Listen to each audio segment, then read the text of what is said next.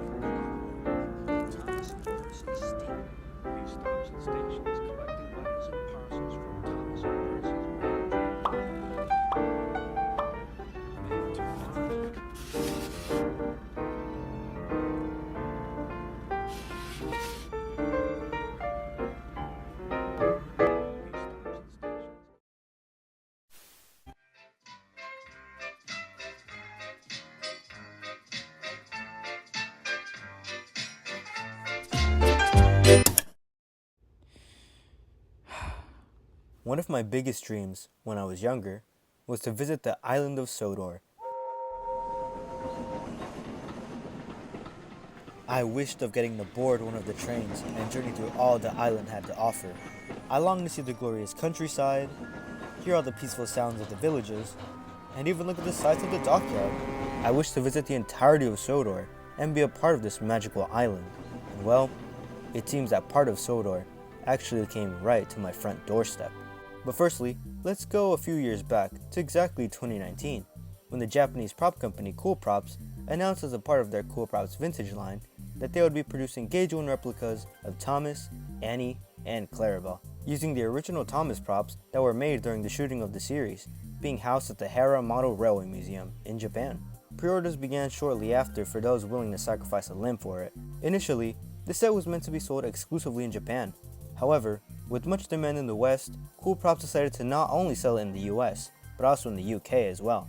As some of you may know, I received one of these as a birthday gift. However, I didn't receive it until years later. But why such a delay? Well, it's pretty complicated. The biggest factor for receiving this train as late as it was came down to one main thing: the pandemic. We all know the struggle it was being quarantined for months on end, and this slowed things down as the factories were shut down until given the clear to start up again. Multiple delays came around, stating a pushback for when these would be arriving to homes, and the wait seemed to get longer, with many becoming impatient by the minute. But after numerous delays, items finally began to be shipped on August of last year, where many updates and production samples were shown off to keep consumers busy while waiting. Once they were finally making their rounds towards consumers slowly but surely, talk about them arose once again, with both praise and criticism. Both are valid in their own ways, but what do I think about it? Well, let's find out together.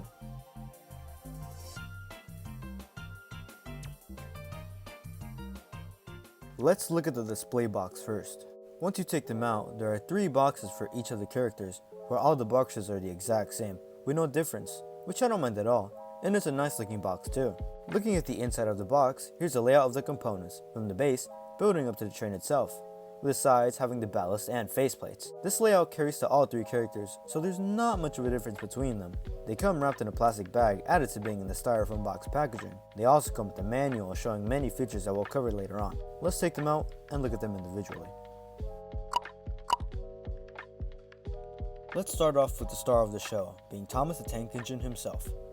And wow, he really is one-to-one to the model himself. It's as if I reached and took the model from the screen. Looking at all the fine details, it's really quite impressive how accurate he is to the real deal. Seeing as how they use the original Season 8 prop for the production of this item, it would need many liberties for it to be the best for consumers, without all the confusing wiring and scuffs that this item would need if it were to be a display-only item. Let's do a quick size comparison. Here, he has next to a Trackmaster Thomas and a Wooden Railway Thomas. As you can see, he towers over them by a long shot. Further comparison, here's Lego Batman and the Funko Pop. One more comparison. Here we have Lightning McQueen and a Tic Tac. Safe to say he's bigger than a Tic Tac. The crisp appliance of his lining and paint job shows a nice smooth surface, diverging away from the more DIY feeling of the original. The prototype showed a more handmade item with visible brush strokes and imperfections, but considering it was a prototype, many aspects were still being tested. Some things that stood out is the livery and the pupil size of Thomas. From the vibrant color of Thomas's iconic blue paint to the intricacies of his facial expressions, every aspect has been meticulously recreated to capture the essence of this beloved character. The craftsmanship is evident in every curve and line. However, the quality of this item is quite a mixed bag. Where do I begin with the flaws? Well, unfortunately, there are quite a few we have to discuss. Let's start off with the paint chips, which I think is what bothers me the most. Of course, when coming through an assembly line, production isn't guaranteed to be clean, and unfortunately, mine was with a few hiccups in production, as the chip shown on the tanks, the splasher, the side rod, and there's also one by his window. There's also a weird paint bubble that's somehow trapped underneath the lining. Now this isn't exactly a flaw, but many people were upset about this. The seam lines on his sides and by his cab, for many, was what turned them away from this, comparing it to Bachman Thomas with his lines. It was shown on prototypes that these lines weren't here. However, I guess somewhere in production, it was inevitable that these lines were to stay, so we got it. Personally, I'm not that upset about it, but it is a bit upsetting as it was supposed to be a one-to-one, but it's done and it doesn't spoil the model for me. Further on, his coal bunker has a plastic coal piece, which I'm not sure if the original did, but it gets the job done and is less messy of course. The model does have many changes as the windows aren't clear, but iced so they can't be seen. However, on the back of the cab, it's a different story. Not being blocked at all, but see-through. On the inside of the cab, you can see the cover for his internal battery and wiring. However, since this model doesn't have either of those, it's just kind of there. Let's look at another positive about this, being the face. Thomas's face is made extremely well.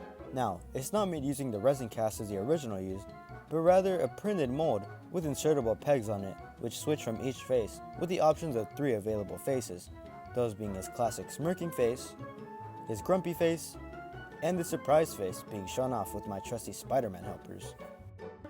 Now there is one more face, being a happy face showing his teeth, which actually came as a free add-on for Coolprops to make up for their constant delays, being chosen out of 3 other additional faces that could have been produced, going up against a worried face, sad face, and angry face. The poll ended with the smiling face winning, but the angry face being close behind, and soon production on this face would be made and would soon be added to all of the products. There's actually one more face, being Thomas's worried face. However, it's only available for the Thomas package individually. The switching of faces isn't that hard to maneuver. The face pops off, revealing his exposed— OH MY GOODNESS! I keep forgetting how haunting he looks without his face on. Now, looking past the face, we can see his inner workings, where we can see what's really going on.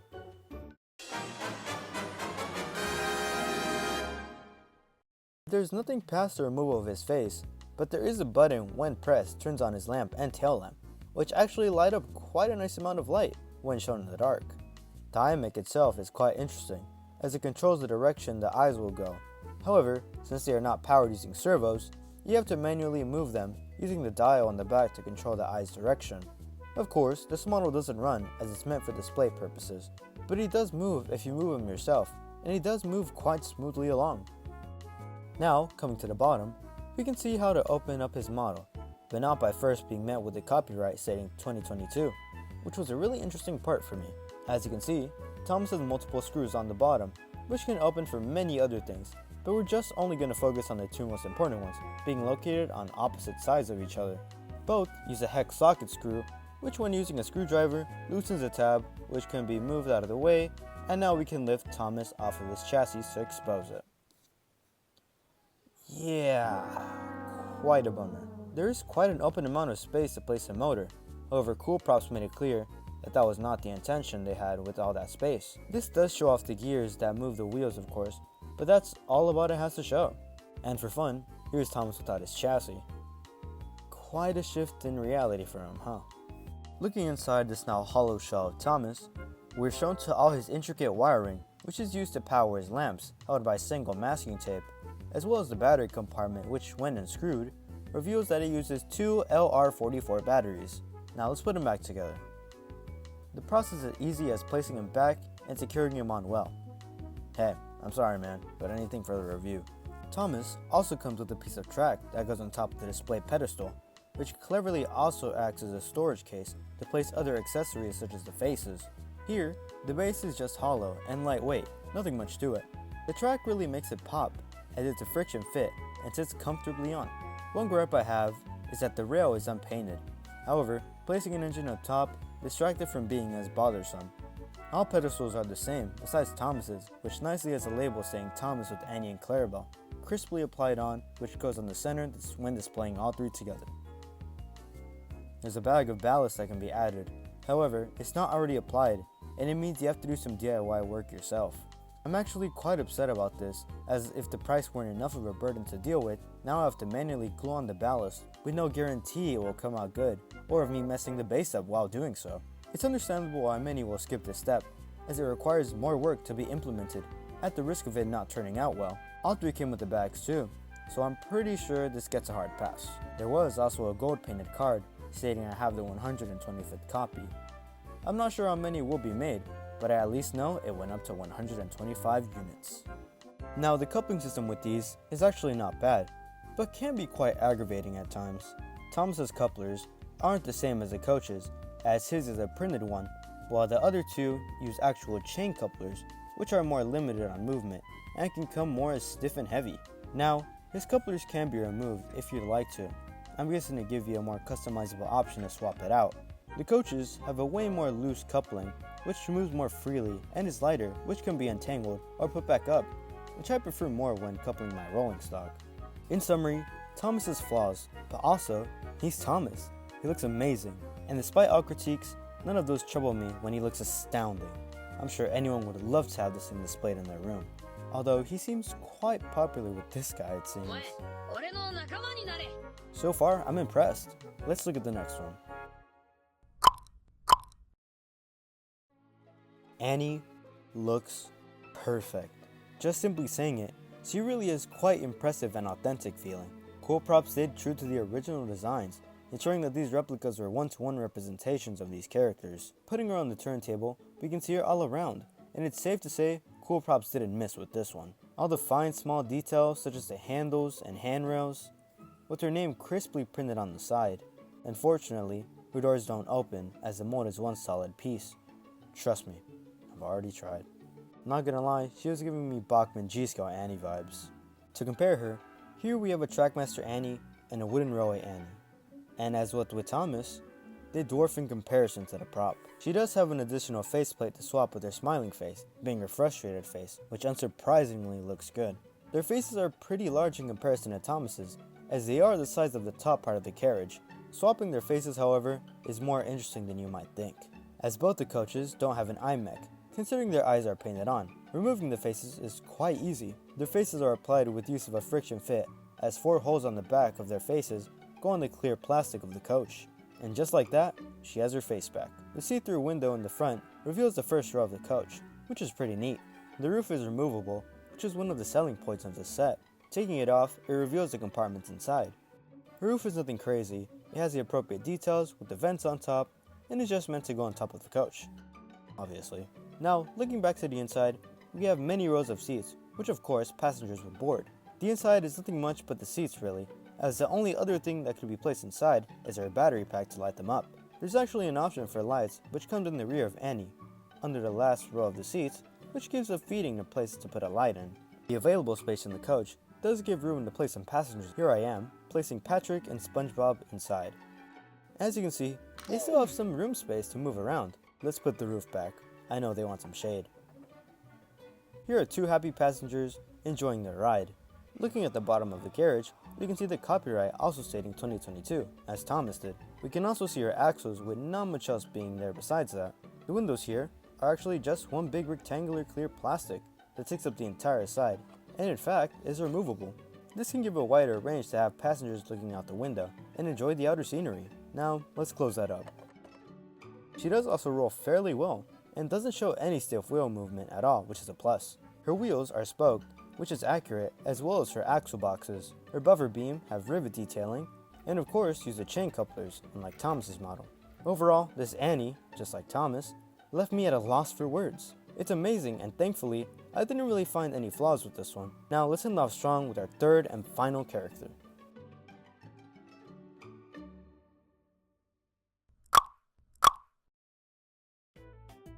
Now here we have our final character in this very expensive set. Here's Clarabel, and there's not much else I can state differently from Annie that I haven't said already.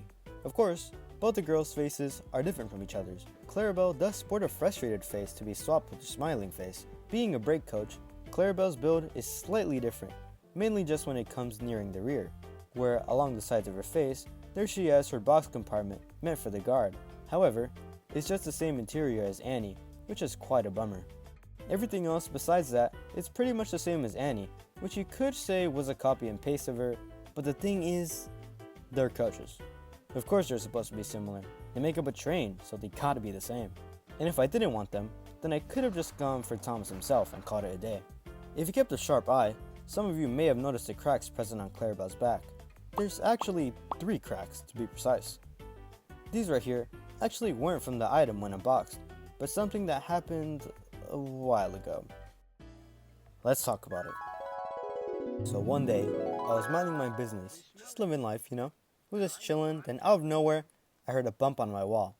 But I didn't take much notice of it, until I heard a loud crash sound falling right after. And what I saw shook me. So, this happened. Clarabel was in pieces all over my floor. She literally broke in pieces. Yeah, I was broken when I seen this. This piece literally popped off. Some parts actually did come off. And this piece kinda does that. I took her to the emergency room, being my desk, and started operation. I was too scared to bring out the big stuff, so I used... No kidding when I say this. I used Elmer's glue. And if you guessed already, well, it obviously actually worked. Considering that glue is still holding her now. I'm going to use a more appropriate solution when the time comes, but for now, I'm just hoping she holds and she doesn't decide to disassemble into a million pieces again.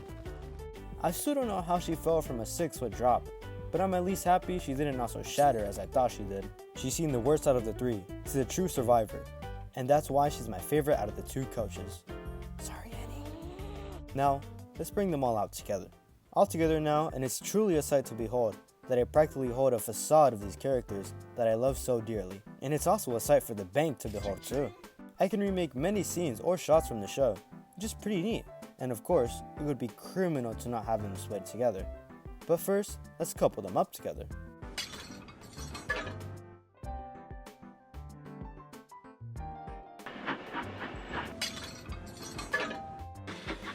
To sum up my thoughts, this set is nothing but amazing. This really is a dream come true to me.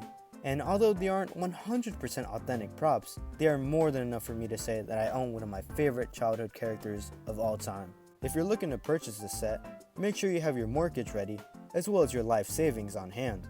I'm happy to have them despite their long wait of, 3 years.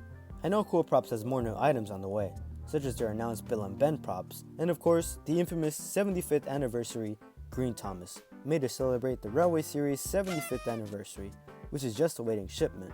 Interestingly, he only had 100 units made, and it was limited run.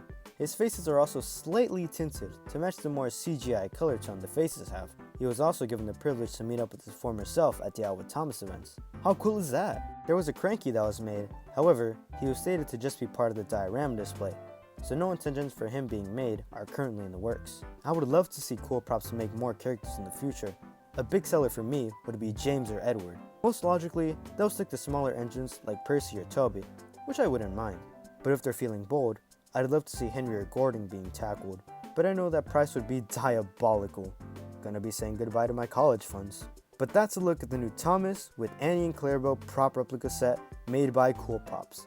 I hope you all enjoyed this in-depth review of this wonder of an item, and I hope to see you soon. See ya!